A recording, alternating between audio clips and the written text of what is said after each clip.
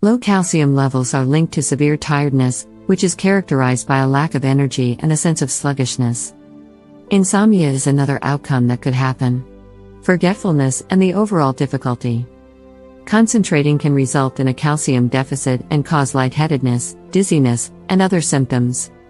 Calcium has a crucial function in both muscular contraction and relaxation, in addition to maintaining bone health. The body's muscles lose their ability to contract appropriately when calcium levels go too low. You may have discomfort in your thighs and arms or muscle spasms.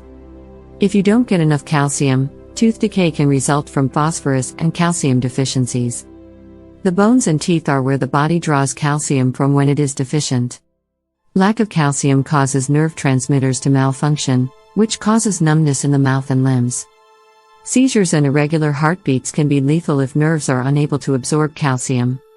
Calcium deficit can also cause cataracts, which can impair vision.